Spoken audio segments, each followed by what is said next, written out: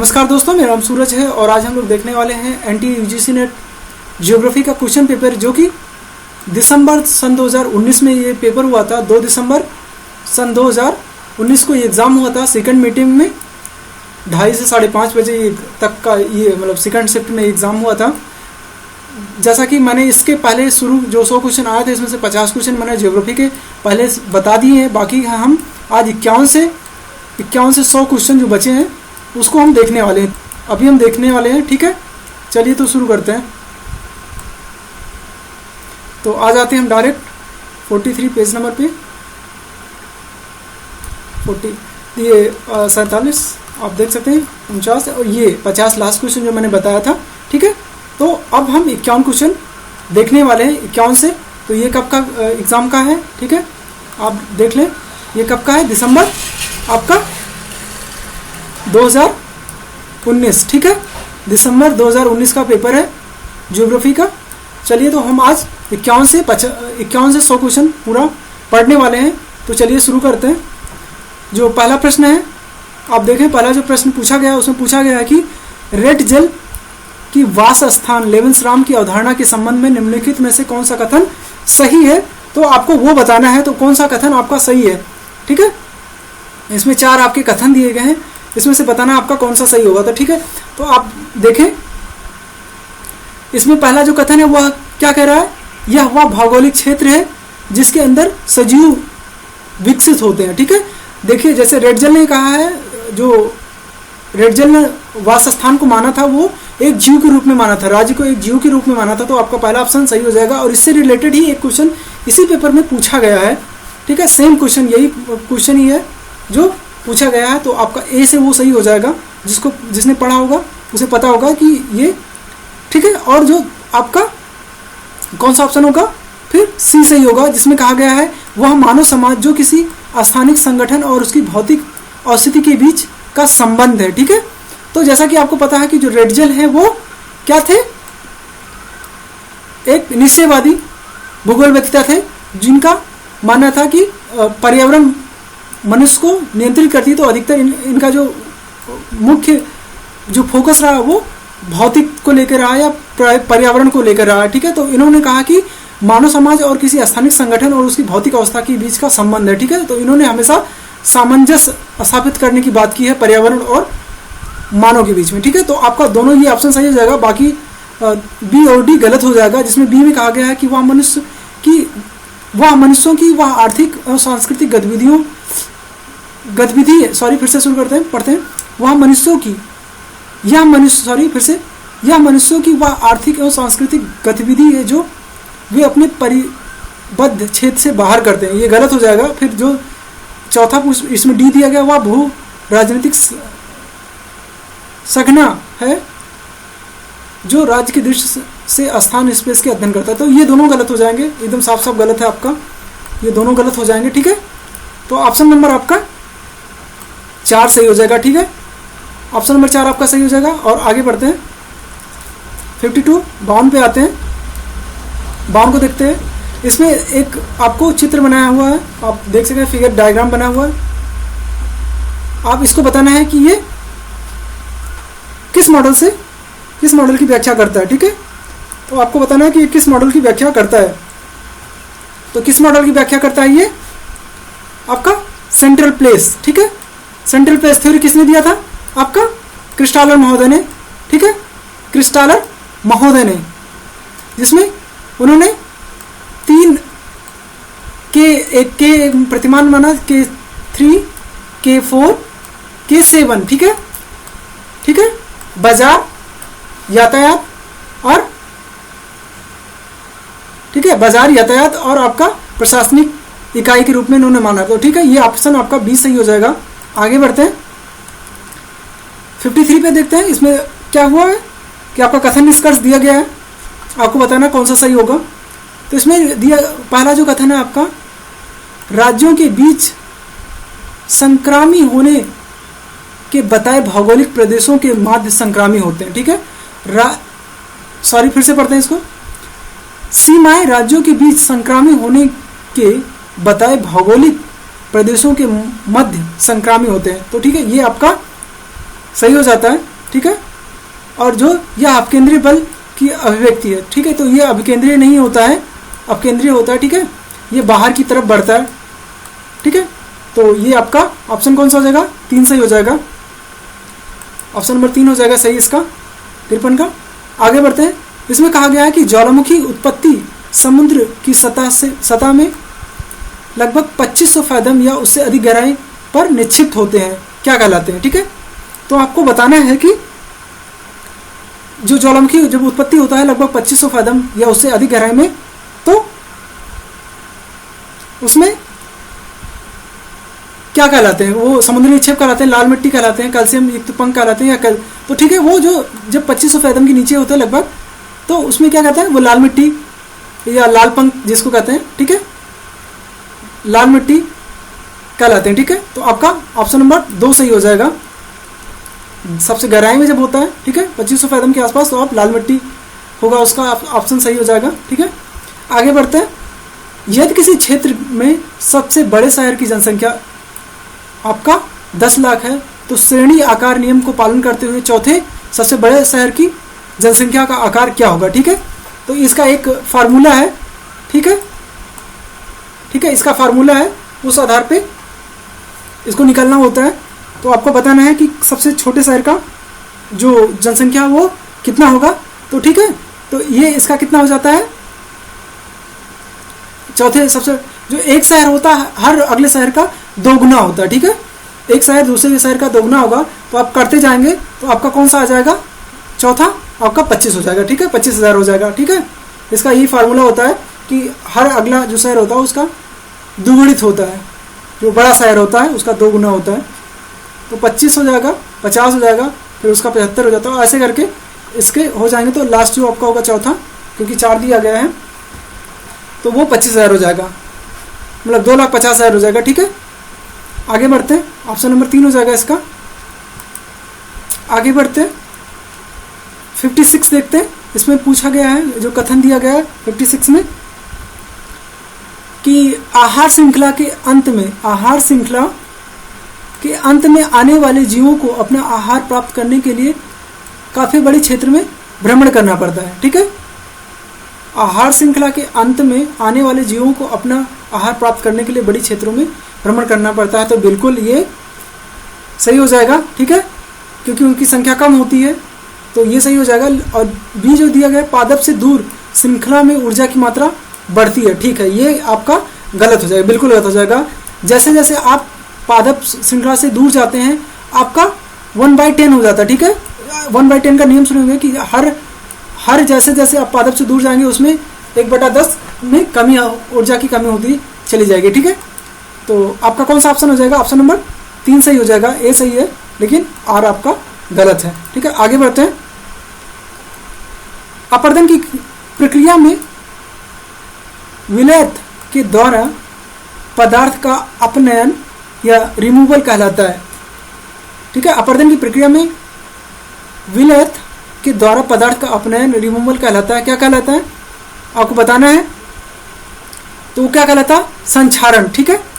संक्षारण होता है, जिसमें क्या होता है, देखो अपघर्षण में क्या होता है कि वो अपघर्षण आपस में, जब जो अवशिष्ट पदार्थ हैं या बोल्डर हैं वो सब लड़ते हैं, तो आप घर्षण करते हैं आपस में। सन्निघर्षण किनारों पर जब होता है, सॉरी ऐसे ही कुछ होता है, तो इसमें ये देख लीजिएगा, ठीक है। तो ये आपस में हो जाएगा। लेकिन जब रिमूवल की बात होती है, जब विलयित मतलब जो घुले पदार्थ होते हैं, संक्षारण होता है उनमें, तो आपका 3 नंबर हो जाएगा, ठीक है।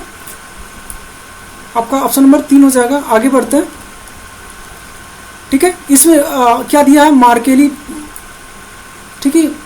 मार्केली मतलब जैसा कि पता है कि भूकंप को मापने का जो पैमाना है वो मार्कल है, ठीक है।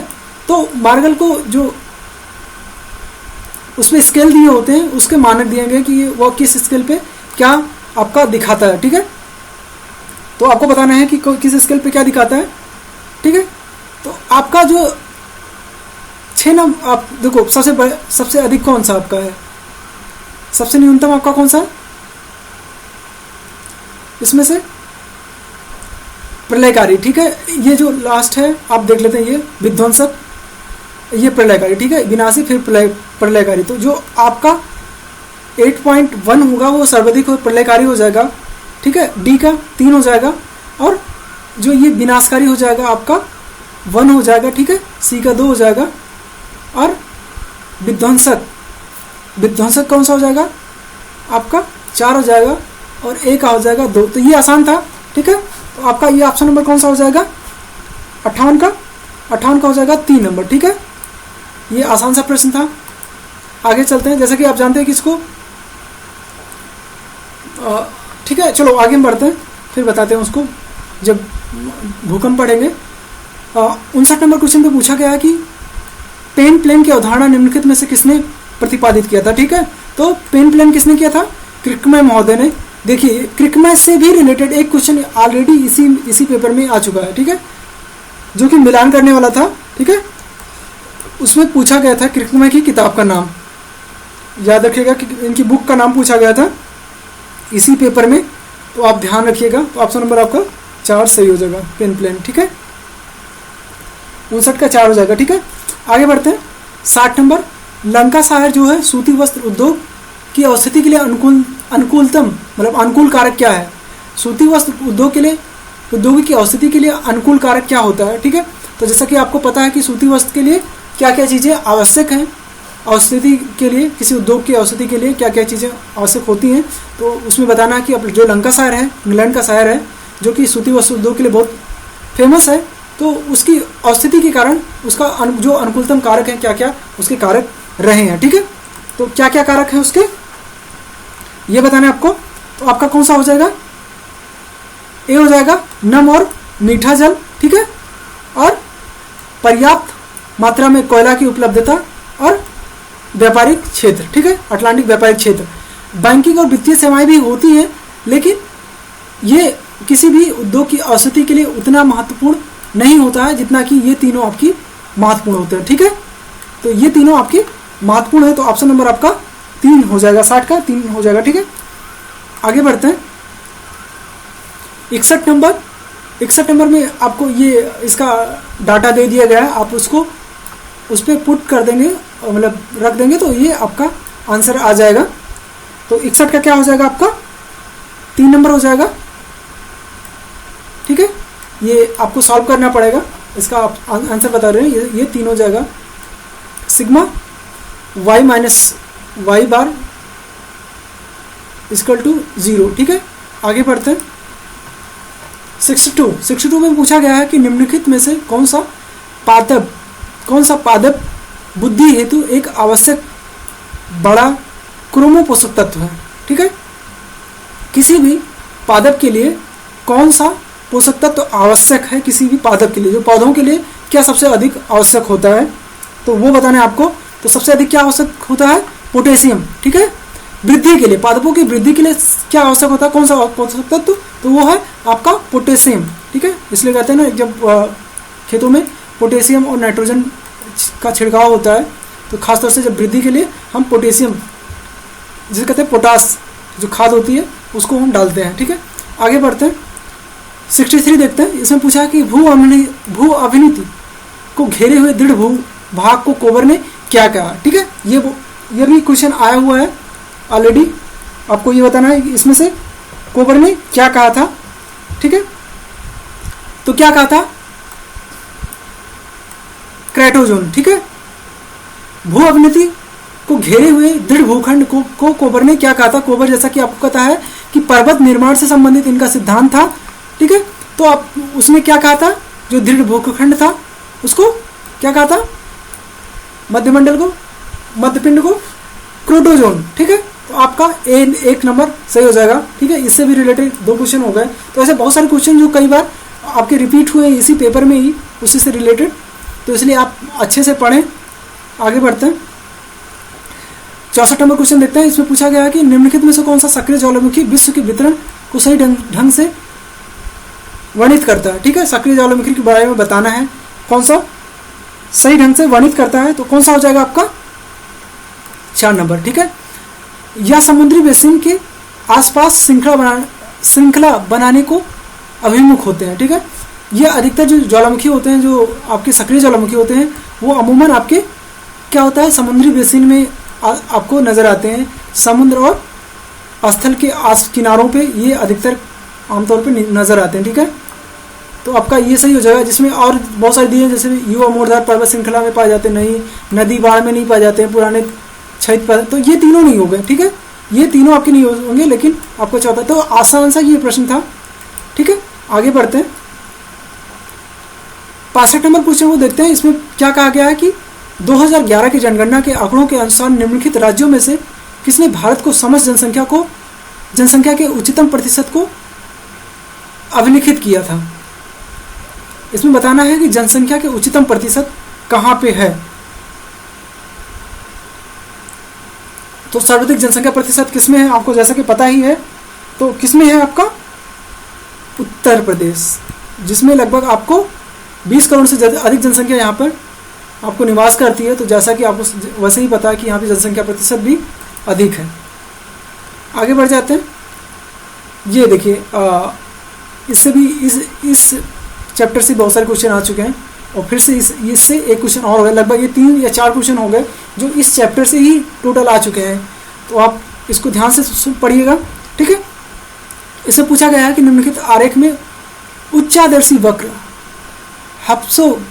हेप्सोग्राफिक कर्व बेसिन के विकास के विभिन्न चरणों को अभिव्यक्त करता है। ठीक है, तो किस चरण को ये अभिव्यक्त करता है? उच्चदर्शी वक्र, हेप्सोग्राफिक वक्र जो है, सॉरी कर्व, उच्चदर्शी वक्र या हेप्सोग्राफिक कर्व किसको प्रदर्शित करता है?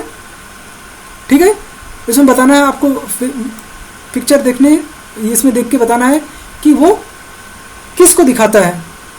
ठीक है, तो आपका कौन सा हो जाएगा? ए हो जाएगा। जैसा कि आपको पता है ये एक कोई नदी है।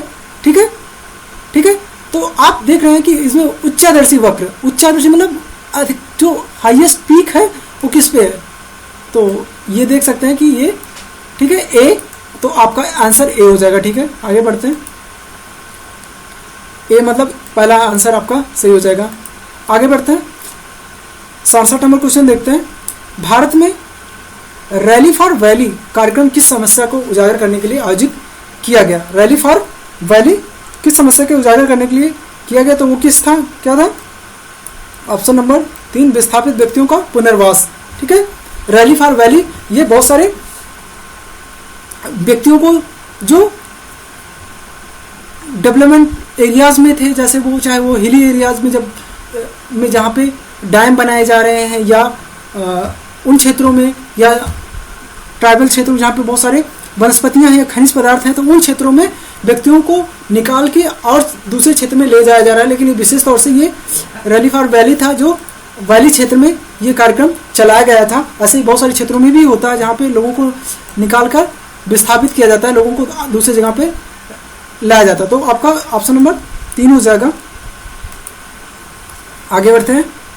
इसमें पूछा गया कि परिवार कल्याण कार्यक्रम, ठीक है, परिवार कल्याण कार्यक्रम से संबंधित घटनाओं से संबंधित निम्नलिखित समूह में कौन सा समय अवधि सही है? भारत के संबंध में पूछा गया है। जो 2001 का जो जनसंख्या नीति है भारत की, सन 2000 की, तो उसमें बताना है कि आपका कौन सा सही है। ठीक है, 68 का परिवार कल्याण कार्यक्रम, तो इसमें कौन सा सही होगा वो आपको बताना है। तो कौन सा सही होगा आपका? ठीक है, 2 नंबर सही हो जाएगा, जिसमें मातृत्व और बाल स्वास्थ्य कार्यक्रम सही है, फिर बाल उत्तरजीविता ये भी सही है, और मातृत्व कार्यक्रम, ठीक है, दोनों सही है। अधिकतर जो फोकस था वो माता के को बचाने को लेकर था कि माता और बच्चे दोनों सुरक्षित हों। फिर प्रजनन और बाल स्वास्थ्य कार्यक्रम और ग्रामीण स्वास्थ्य मिशन, ये सारी चीज़ें थी कि इसमें माता पर फोकस किया गया और बच्चों पर, कि जिसमें जो शिशु मृत्यु दर और मातृ मृत्यु दर में कमी लाया जाए। और एक चीज़ जो जोड़ा गया था वो राष्ट्रीय ग्रामीण विकास स्वास्थ्य कार्यक्रम NRHM, ठीक है, ये जो महत्वपूर्ण था, जो अभी बहुत तेज़ी से ग्रामीण क्षेत्रों में चल रहा है। ठीक है, तो ऑप्शन नंबर आपका 2 सही हो जाएगा। ये महत्वपूर्ण प्रश्न था। ठीक है, आगे बढ़ते हैं। 69 देख लेते हैं। इसमें पूछा गया है कि किस वैज्ञानिक ने वर्ष 1687 में ज्वारभाटा और चांद और सूर्य की ज्वारभाटा द्वारा पैदा करने वाले बल को तार्किक व्यवस्थित किया था। ठीक है, इसमें कहा गया है कि जो ज्वार भाटा होता है तथा चांद और सूर्य के ज्वार भाटा पैदा करने वाले बल की पहली तार्किक व्यवस्था प्रस्तुत की थी। तो किसने कहा था कि 1687 में कि ज्वार भाटा सूर्य और चंद्रमा के गुरुत्वाकर्षण से उत्पन्न होता है। ठीक है, तो जैसा कि सबको पता है, ठीक है, आपको बताना है, तो आप बताएं कौन सा इसमें से होगा। ठीक है, तो किसने किया था पहली बार? आइजैक न्यूटन महोदय ने। ठीक है, आइजैक न्यूटन महोदय ने सर्वप्रथम किया था, तो ये ऑप्शन आपका सही हो जाएगा। जैसा कि आपका न्यूटन महोदय फिजिक्स के स्कॉलर थे। ठीक है, तो आपका तीसरा हो जाएगा, सही हो जाएगा। 17 नंबर क्वेश्चन पे आ जाते हैं। इसमें पूछा गया है कि औद्योगिक निर्माण भूगोल में प्रयुक्त होने वाले पदों की व्यवस्था सुमेलित कीजिए। ठीक है, इसमें आपको मैच कराने हैं कि कौन सा पद किसमें होगा। ठीक है, ये भी बहुत आसान सा प्रश्न है, आप बहुत इत्मीनान से आराम से पढ़ेंगे तो आप इजीली इसको कर पाएंगे। ठीक है, तो जो पहला है कि सामग्री सूचकांक या मटेरियल इंडेक्स, ठीक है, वो किस पे जाएगा? वो क्या होता है? स्थानिक सामग्री भार और उत्पाद भार की जो सामग्री सूचकांक होता है आपका, वो होता है एक्चुअली में क्या है कि जो कच्चा माल होता है वो, और जो कच्चे माल का जब प्रोड्यूस करके जब कोई उत्पाद बनाया जाता है तो दोनों के भार में जो भार का अनुपात होता है हम उसको कहते हैं मटेरियल इंडेक्स होता है। तो वो आपका पहला मिल जाएगा। और दूसरे की बात करें आइसोटोपेन, तो जैसा कि पता है कि ये लागत की रेखाएं होती हैं, कि समान लागत की रेखाएं होती है। ठीक है, तो ये हो जाएगा। श्रम गुणांक क्या होता है? ठीक है, श्रम गुणांक क्या होता है? तो वो क्या होता है? प्रति इकाई उत्पाद पर श्रम लागत का उस इकाई के भार स्थानीय भार के अनुपात का होता है। ठीक है, तो ये भी हो जाएगा। और फिर जो बचा समूहन, ये बहुत बार, तो ये बहुत आसान सा प्रश्न था। समूहन उद्योगों समूह के कारण उत्पादन श्रेष्ठता। ठीक है, तो आपका ऑप्शन नंबर 3 हो जाएगा। ये सारे के सारे आपके वेबर से थे। वेबर को जिसने पढ़ा होगा उसको आसानी से ये प्रश्न सॉल्व कर सकता था, आसान था। 71 पे क्वेश्चन पे आते हैं, इसको देखते हैं। इसमें पूछा गया है कि फसल संयोजन क्षेत्र को वर्णित करने वाली निम्नलिखित विधियों को उनके प्रतिपादन कालक्रमों को व्यवस्थित करें। ये थोड़ा सा कालक्रम अरेंज नहीं है, लेकिन जो माना गया था आंसर हम उसके आधार पर बताएंगे। ठीक है, तो जैसा कि पता है कि सबसे पहले जेसी वेबर ने फसल संयोजन सिद्धांत दिया था, तो आप पहले जेसी वेबर को पकड़ लेंगे। ठीक है, तो जेसी वेबर सिर्फ एक ही ऑप्शन में आपका ऑप्शन दिया गया है और किसी में जेसी वेबर को नहीं दिया गया, तो उसने इसी को आंसर मान लिया है और ये सही भी होगा। ठीक है, फिर उसने क्या माना है कि बी किसको माना है? ठीक है, रफीउल्लाह को मान लिया, जबकि वो डोई महोदय थे। फिर कोपेन हो जाएगा। ठीक है, तो ये आपका ऑप्शन नंबर 3 सही हो जाएगा। आगे बढ़ते हैं। 72 देखते हैं। कोपेन ने विश्व जलवायु वर्गीकरण को AW वर्णित किया था, कोपेन महोदय। ठीक है, ये हर बार इससे प्रश्न आते, कोपेन या थनबेट से। तो बताना है AW जो है वो किस जलवायु से है? तो वो किस जलवायु से? उष्णकटिबंधीय सवाना जलवायु। ठीक है, AW किससे आता है? उष्णकटिबंधीय सवाना जलवायु। ठीक है, आगे बढ़ते हैं। आपका 4 नंबर सही हो जाएगा, समाना हो जाएगा। आगे बढ़ते हैं। ठीक है, ये तो हो गया ना आपका AW किसमें? समाना जलवायु। ठीक है, आगे बढ़ते हैं। 73 देखते हैं। भारत में सरकार की क्षेत्रीय विकास नीतियों की प्रतिक्रिया के रूप में देश के विभिन्न भागों में अनेक सामाजिक आंदोलन उभरे हैं। ठीक है, ऐसे आंदोलन में चिपको आंदोलन निम्नलिखित में से किस कार्यक्रम के अंतर्गत सम्मिलित किया गया या किस कार्यक्रम के अंतर्गत आता है? तो ठीक है, आपको बताना है कि ये जो था, वो जो आंदोलन था चिपको आंदोलन, वो किससे संबंधित था। ठीक है, तो किससे संबंधित था? जैसा कि पता है कि आपको ये गढ़वाल जिले में जब टेहरी बांध बन रहा था उस क्षेत्र में उत्तराखंड में, तो ये आंदोलन चला था। ठीक है, चिपको आंदोलन, जिसमें पेड़ों को कटाई पर लोगों ने पेड़ को काटने से रोकने के लिए उससे चिपक कर उसको बचाने की कोशिश किया, इसके लिए इसका नाम चिपको आंदोलन पड़ गया। ठीक है, तो ये क्या था? पहाड़ी क्षेत्रों के विकास कार्यक्रम को लेके आंदोलन था। आगे बढ़ते हैं। 74 नंबर क्वेश्चन देखते हैं। इसमें निम्नलिखित में से मौसम उपकरण स्टीवेंस स्क्रीन के बाहर रखे जाते हैं। कौन सा उपकरण जो है, जो मौसम उपकरण है, जो स्टीवेंस मतलब जो बॉक्स होता है, बहुत सारे बॉक्स होते हैं, आपने मौसम संयंत्र नहीं देखे होंगे, शायद बहुत सारे लोगों ने देखे होंगे। एक स्टील का बॉक्स होता है, उसके अंदर अधिकतर मान लेते थर्मामीटर हो गया या और भी आर्द्र और शुष्क वाल्व या कुछ भी होता है, तो वो आपके टीन के डिब्बे जैसा ऐसा कुछ होता है, यहाँ पे रॉड लगा होता है और उस पर ये रखा होता है, यहाँ पे इसकी मॉनिटरिंग होती है। लेकिन कौन सा, बहुत सारे ऐसे आपके उपकरण होते हैं, जो मौसम उपकरण होते हैं, जो आपको बाहर रखे जाते हैं, ठीक है, खुले में। तो वो कौन सा है? तो आपका क्या हो जाएगा? अधिकतम और न्यूनतम थर्मामीटर, क्योंकि थर्मामीटर को आप किसी बॉक्स में रखेंगे तो वो सही मूल्यांकन तापमान का नहीं कर पाएगा, ठीक है। तो आपका चौथा हो जाएगा, सही हो जाएगा, ठीक है। आगे हम बढ़ जाते हैं। इसमें 75 नंबर क्वेश्चन में पूछा गया कि घटती हुई औसत वार्षिक दृष्टि के संदर्भ में निम्नलिखित में कौन सा क्रम सही है? इसमें बताना है कि घटती हुई औसत वार्षिक दृष्टि, ठीक है, कौन सा घटती हुई दृष्टि में सही है? तो 75 नंबर क्वेश्चन देखते हैं हम, ठीक है, कौन सा होगा? तो एक आपका हो जाएगा, सॉरी इसको हम देख लेते हैं, घटती हुई औसत वार्षिक दृष्टि, ठीक है। इसमें कौन सा हो जाएगा आपका?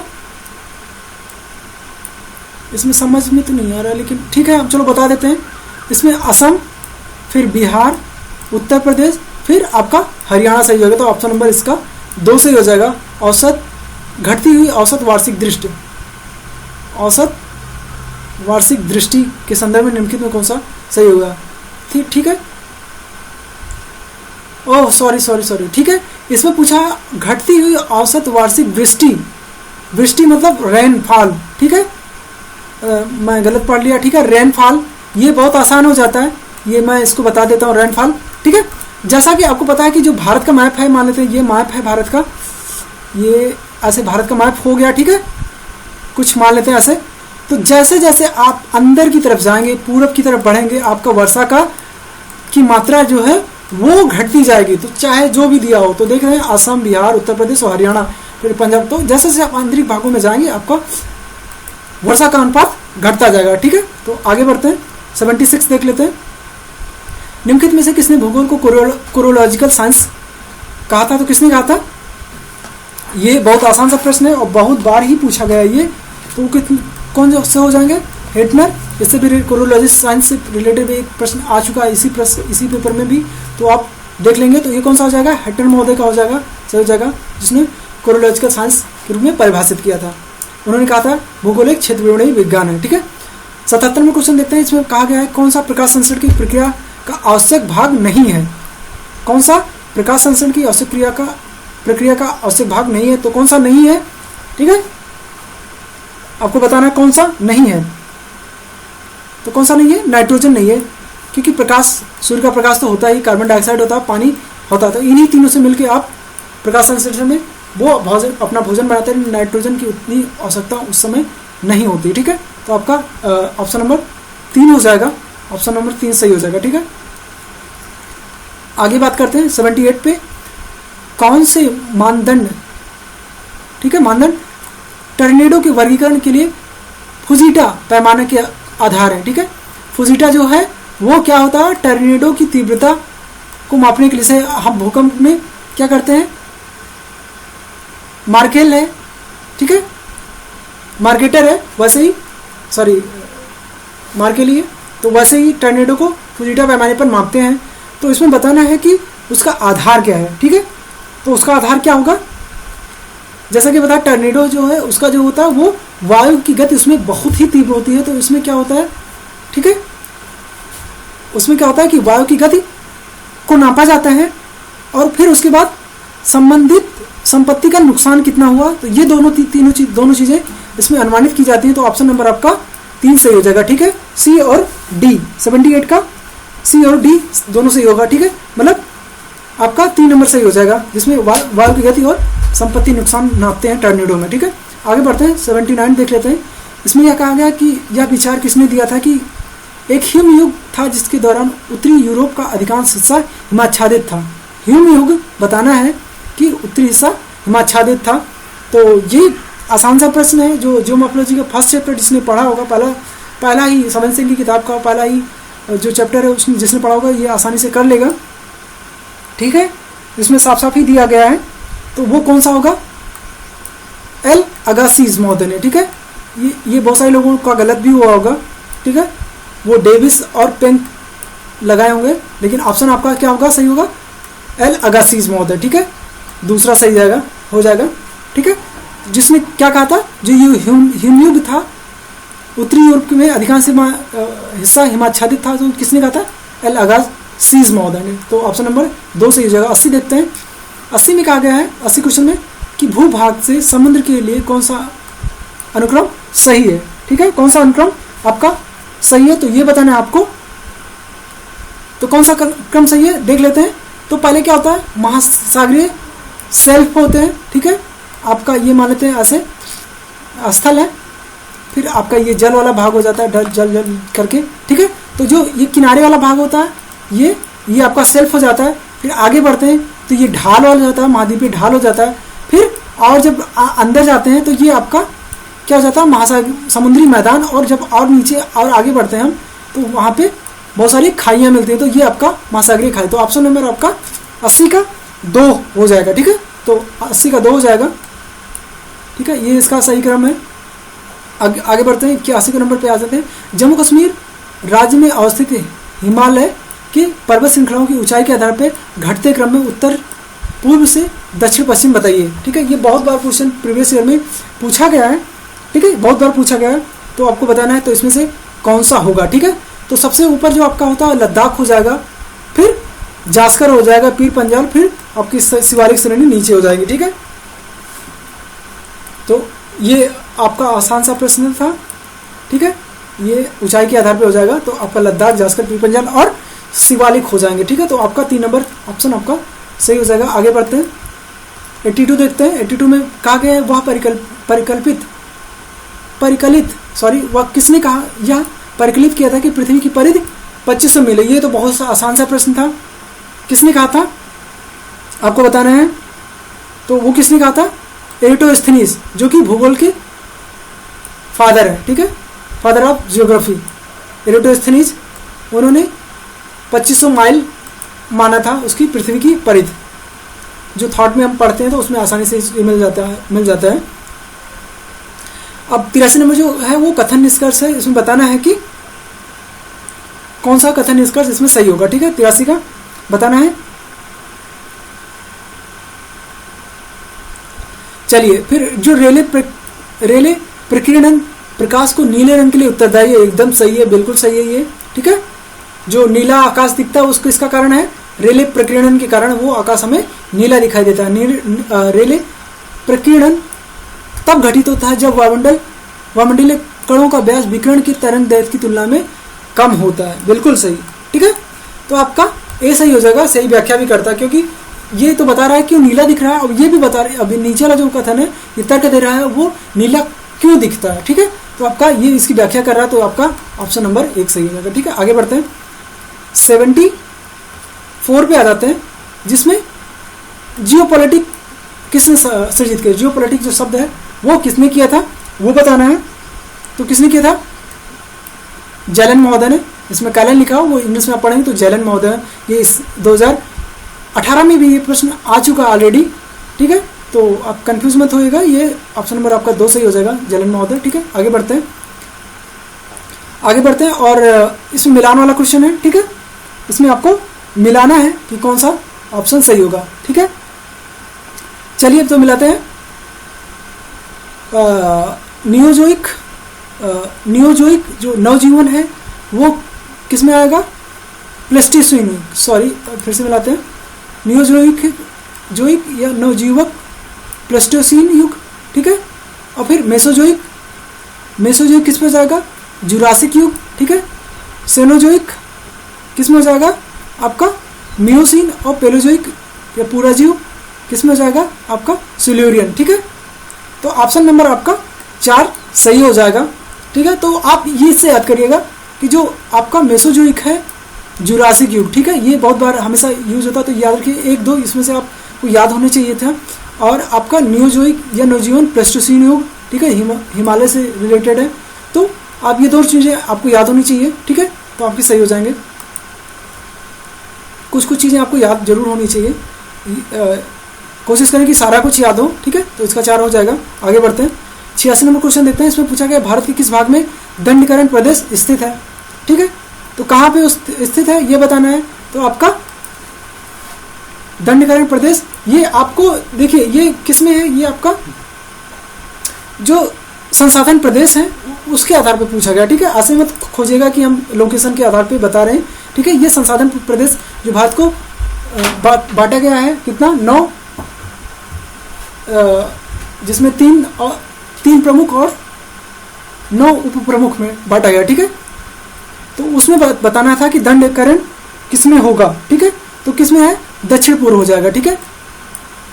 इसकी स्थिति जो होगी वो दक्षिण पूर्व हो जाती है। आगे बढ़ते हैं, तो ऑप्शन नंबर 2 हो जाएगा इसका। ये किसने दिया था आपका, किसने बांटा था इसको, ठीक है, आप बता सकते हो तो बताएं आपको किसने बांटा था भारत को औद्योगिक संसाधन प्रदेश में। विश्व को किसने बांटा था, जिम्बरमैन ने, और भारत को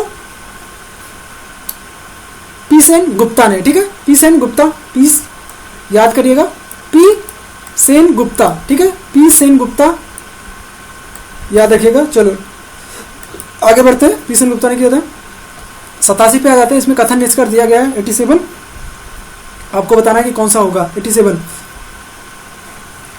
तो इसमें देखते हैं, विश्व के अधिकांश विकासशील देशों की जनसंख्या में लगातार वृद्धि हो रही है, एकदम बिल्कुल सही है, विकासशील जनसंख्या में लगातार वृद्धि हो रही, क्योंकि हॉस्पिटल मतलब जो मेडिकल फैसिलिटी बढ़ गई, जिससे मृत्यु दर कम हो गया, ठीक है, और लोगों को आज के समय में भोजन भी पर्याप्त समय में मिल जा रहा है, तो जिससे और हेल्थ फैसिलिटी और भोजन मिलने से लोगों में लाइफ एक्सपेक्टेंसी बढ़ी है और जनसंख्या से तीव्रता से इसमें वृद्धि देखने को मिल रही है, ठीक है।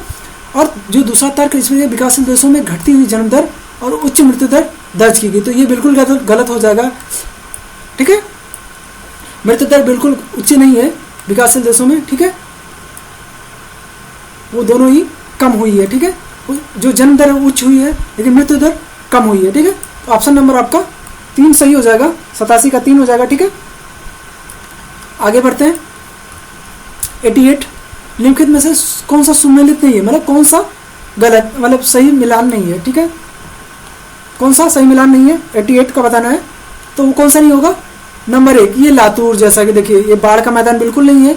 लातूर जो जैसा कि आपको पता है, लातूर एक क्या है, महाराष्ट्र में, ठीक है, एक यहाँ पे हमेशा जल की कमी रहती है, यहाँ पे सूखा पड़ता है और बहुत सारी जो किसान हैं हमेशा आत्महत्याएं कर लेते हैं, बहुत सारी चर्चा में रहता है। तो लातूर याद रखिएगा, वर्धा के आसपास है महाराष्ट्र में, ठीक है, वर्धा क्षेत्र में आता है। तो यहाँ पे हमेशा आपको सूखा पड़ता है और यहाँ पे भूमिगत जल भी नहीं है, तो बहुत सारी जल की कमी होने के कारण यहाँ पे बहुत सारी समस्या होती है। तो यहाँ पे बाढ़ का मैदान ना होकर ये गलत हो जाएगा, ठीक है। आगे बढ़ते हैं, यहाँ सूखा होना चाहिए था। आगे बढ़ते हैं, 89 देखते हैं, इसमें भी आपको मिलान वाले प्रश्न है, मतलब कथन निष्कर्ष है, इसमें बताना कौन सा सही होगा, ठीक है। प्लावी हिमशैल के पिघलने से समुद्र स्तर पर बड़ा प्रभाव पड़ेगा। जो प्लावी हिमशैल है पिघलने से समुद्रिक हिम स्तर में कोई बड़ा प्रभाव पड़ेगा। जो मतलब जो हिम है समुद्र पर तैर रहे हैं, उसके पिघलने से उस पर जल स्तर पर कोई बिल्कुल नहीं पड़ेगा, ठीक है, इसके आयतन की बराबरी होगा। तो ये बिल्कुल नहीं होगा, आपका ये गलत हो जाएगा। इसमें कहा है प्लावी हिमशैल का 90% भाग जल में ही डूबा होता है, तो बिल्कुल ये सही है, 10% ही ऊपर होता है, ठीक है। तो इसके पिघलने से कुछ नहीं होना है और उसके आयतन में कोई प्रभाव नहीं होगा और कोई जल स्तर बिल्कुल नहीं बढ़ेगा। तो ये आपका सही हो जाएगा, आर सही हो जाएगा, एक बिल्कुल गलत है, ठीक है। तो जल्दबाजी में नहीं, इस ऐसे प्रश्न को आप आराम से और एकदम धैर्य के साथ पढ़ें और एकदम कॉन्सेंट्रेट होकर पढ़ें, तो आपका ये सही हो जाएगा, ठीक है। 4 नंबर से हो जाएगा। 90 क्वेश्चन नंबर 90 देखते हैं, जिसमें कहा गया है अस्तरित प्रतिदर्शी सैंपलिंग कैसी होती है। अस्तरित स्ट्रेटिफाइड प्रतिदर्शी सैंपलिंग मतलब अस्तरित प्रतिदर्शी जो होता है वो कैसे होता है उसको बताना है आपका, ठीक है। 90 नंबर तो कैसा होता है, देखिए जब जहाँ पे स्तरित प्रतिदर्शी की बात होती है वहाँ पे जनसंख्या के को समांग समूहों में बांटते हैं और उनमें से भी संख्या समान रूप से परंतु यादृच्छिक रूप से चुनते हैं, ठीक है। जिसमें क्या कहते हैं, जनसंख्या के समूह को बांटा जाता है और उसमें समान रूप से जनसंख्या को उसको भी बांट दिया जाता है कि 100 है तो उसमें हम 20-20 में बांट देंगे और फिर उसके बाद हम यह रैंडमली रूप से उसका सैंपलिंग करेंगे, ठीक है। तो ऐसे होता है, तो आपका क्या हो जाएगा, एक सही हो जाएगा। तो याद रखिएगा कि ये समांगी जो मेन चीज टर्म है यहाँ पे, समांगी समूह में बांटते हैं और उसको उनमें से भी संख्या समान रूप से हम वितरित करते हैं, ठीक है। तो ऑप्शन नंबर आपका एक सही हो जाएगा। आगे बढ़ते हैं 91, ठीक है। 91 देखिए अब यहाँ पे पैसेज पूछा गया था तो हम पैसेज ना पढ़ते हुए हम डायरेक्ट आंसर इसको बता देते हैं, ठीक है। 91 का क्या होगा, ठीक है। 91 का क्या होगा, इसे पूछा कि बाजार क्षेत्र में तुलनात्मक लाभ की बात करते हैं। लाभ लेने के लिए किसी भी फर्म का निम्नलिखित में से कौन सा स्थानिक निर्णय सही है जब फर्म द्वारा उत्पादित सामानों की मूल्य में वृद्धि हो रही हो, ठीक है। तो इसमें से कौन सा होगा, आपका हो जाएगा वैकल्पिक स्थान की खोज। देखिए जब बाजार क्षेत्र में तुलनात्मक लाभ लेने के लिए किसी फर्म का निम्नलिखित में से कौन सा स्थानिक निर्णय सही हो जब फर्म द्वारा उत्पादित सामानों के मूल्य में वृद्धि हो रही हो, ठीक है। जब कोई भी उत्पादन कर रहा है वो, और जब उसके उत्पादन लागत में वृद्धि होने लगे और उसको घाटा होने लगे, मतलब उत्पादन लागत जब अधिक होगी तो उसको क्या होगा, उसे लाभ कम होगा क्योंकि उसे जब जो इस बाजार मूल्य पे उसे बेच रहा है उत्पादन लागत अधिक आ रही है तो उसको लाभ नहीं मिलेगा। तो उसे क्या करना चाहिए, उसे और दूसरी जगह फर्म की खोज करना चाहिए, वैकल्पिक स्थान की खोज करनी चाहिए जहाँ पे उसकी जो उत्पादन लागत कम हो जाए, ठीक है, तब उसको लाभ होगा। तो वो वैकल्पिक स्थान की खोज करेगा। ये DM स्मिथ का सिद्धांत है, ये याद रखिएगा, ये तो वहाँ पे आप देख लेंगे। आगे बढ़ते हैं, इसमें जो 92 है, 92 में पूछा गया है कि उद्योग फर्म को प्रभावित करने वाले कारकों को बताना है, ठीक है। तो वो कौन सा होगा, ठीक है। 92 का क्या हो जाएगा,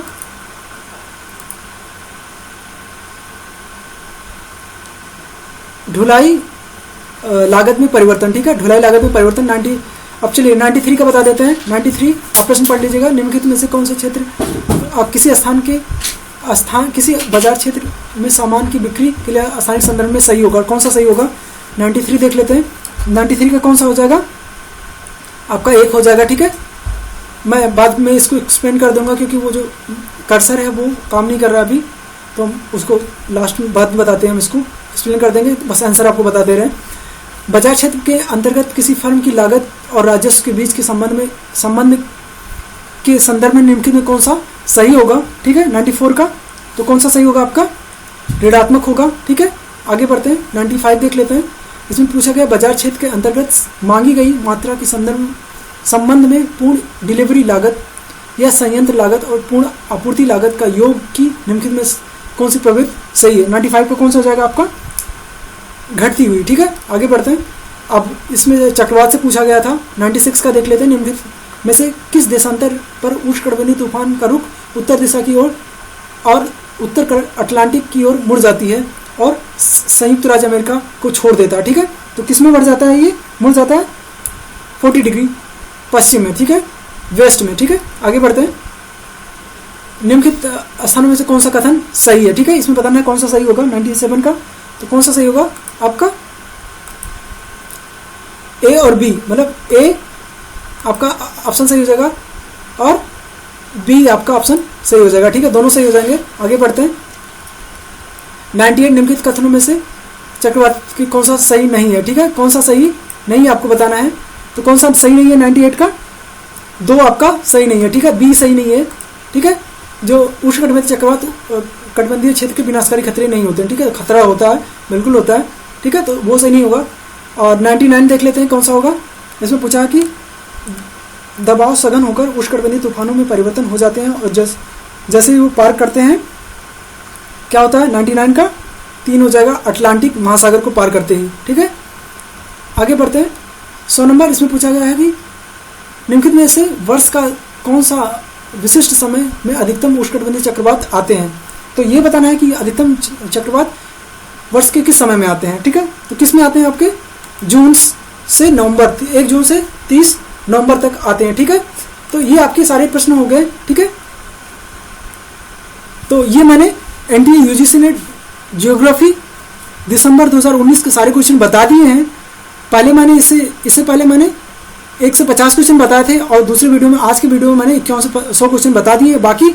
और मैं ऐसे ही सीक्वेंस में जो एनटीए एग्जाम करा है, एनटीए स्टार्ट करें, आज से स्टार्ट किए हैं, अब दिसंबर का देखें, अभी हम जून का देखेंगे 2019 का, फिर दिसंबर 2018 और ऐसे ऐसे जितने भी प्रीवियस ईयर में क्वेश्चन पूछे गए थे, मैं लगातार सारे प्रीवियस ईयर के क्वेश्चन पेपर अब जो बताऊंगा वो एकदम एक्सप्लेन करूंगा, अच्छे से एक्सप्लेन करूंगा और सबके बारे में अच्छे से बताता हुआ जाऊंगा। ठीक है, तो अब सारे से अच्छे से हम देखने वाले हैं प्रीवियस ईयर के क्वेश्चन पेपर।